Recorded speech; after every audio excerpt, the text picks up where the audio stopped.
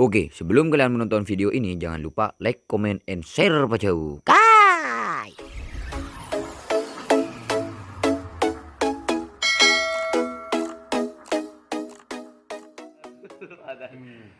Sekarang kita lagi berkumpul bersama kawan-kawan saya, yang mana ini asli dari Kalbar, Kalimantan Barat, yang dikenal dengan Pontianak Dayak.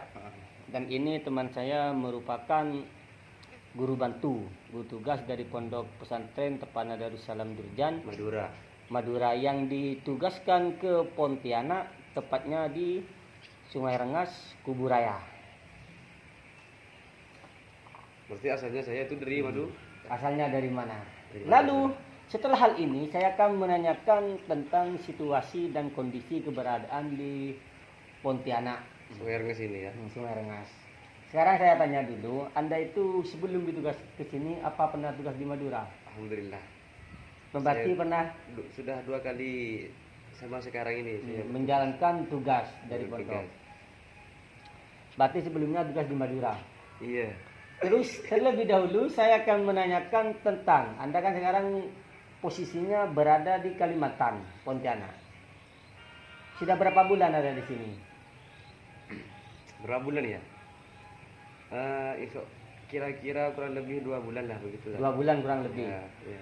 Terus Terus apa yang Anda alami atau keberadaannya selama ada di sini selama 2 bulan lebih mengerjakan tugas di Sungai Rengas, Kuburaya?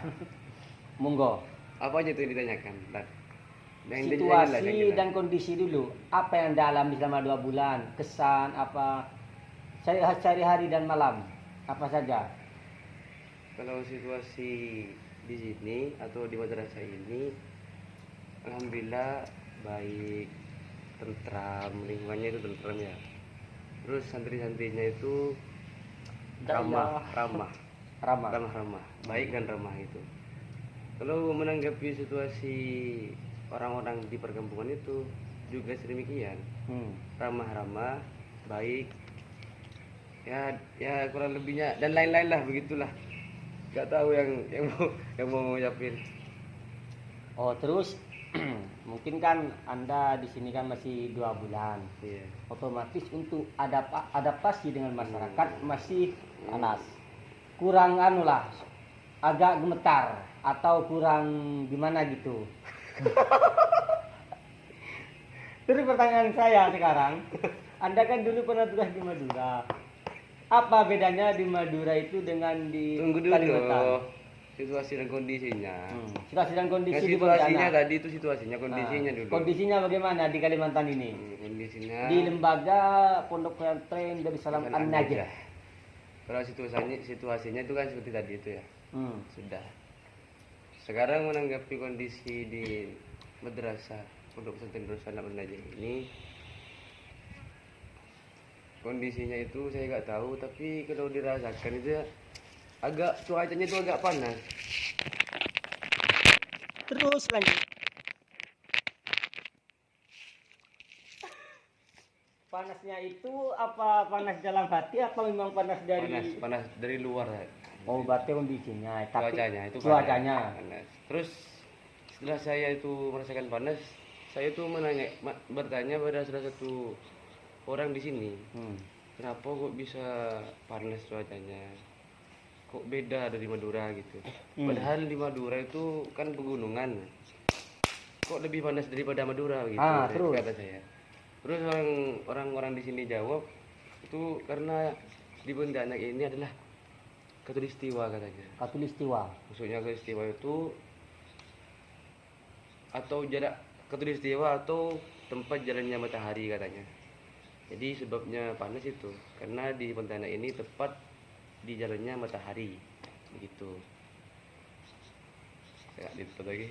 Oh, terus sekarang saya bertanya, atau sejarah dari Katulistiwa itu apa? Kok bisa ketika dekat dengan di Katulistiwa ini kok lebih panas daripada Madura situasinya? Bapak Nurman selaku anggota Kalimantan? Tak tahu. Itu nggak tahu kan catat itu. Nah, sekarang saya tanya, menurut Anda itu bukan masalah fasilitas, kondisi. Kamu kan pernah tugas di Madura dan di Kalimantan. Menurut kamu sendiri, lebih terarah kemana, atau apa lebih enak tugas di Madura atau di Kalimantan, terus dan alasannya masing-masing.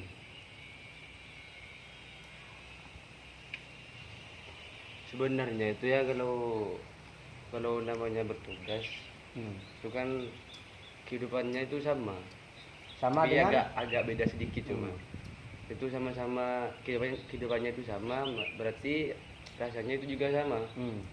Sama-sama tidak enak gitu. Kalau namanya tugas itu kan berat gitu, sama berat, tapi bedanya itu paling ada perbedaan tapi sedikit.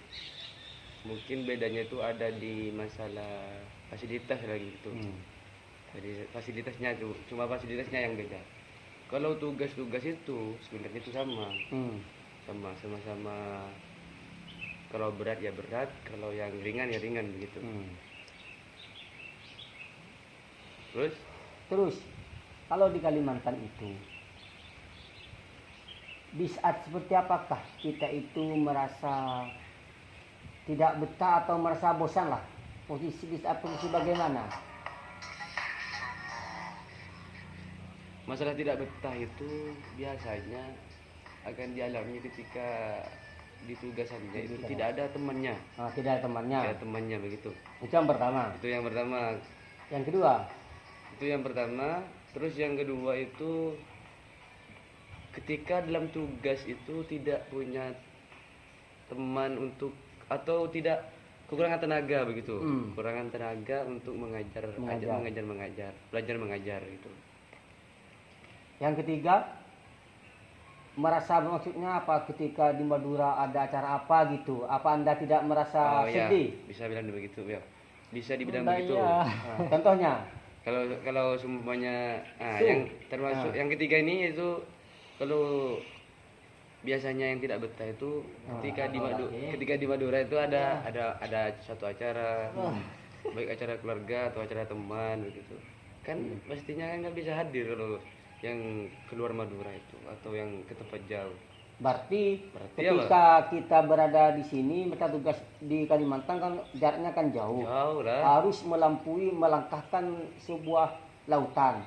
Ketika di Madura ada acara, maksudnya seperti pernikahan atau acara suci lah dan lainnya, di keluarga kita berkumpul, sedangkan kita tidak bisa berkumpul.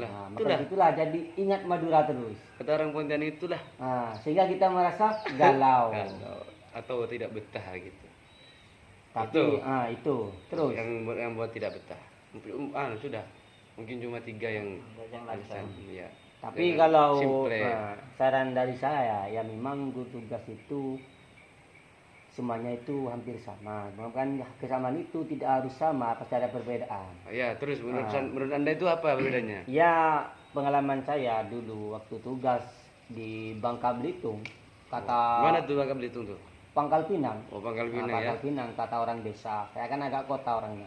Kata orang desa. Terus ya.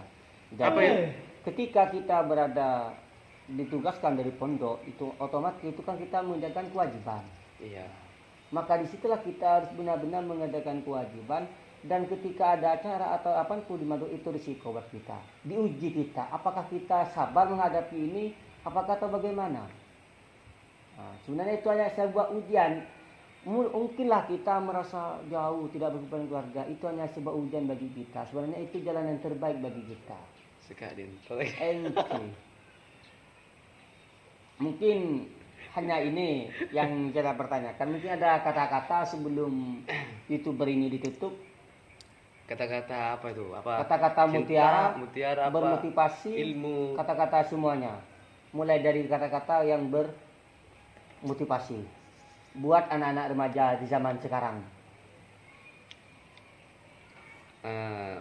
Untuk apa itu? Untuk teman-teman atau untuk semua orang yang sedang bertugas,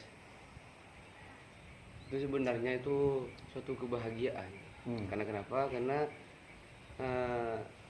menjadi petugas atau menjadi seorang guru, bisa dibilang begitu kan, itu telah berarti itu orang itu telah mencapai keberhasilannya sehingga sampai bertugas atau menjadi guru. Cukup. Duduk. Skip. Allah, Ya Allah. Ah, lagi diminta doang. Nanti anu ki terus nambah nerve. Oh, ini.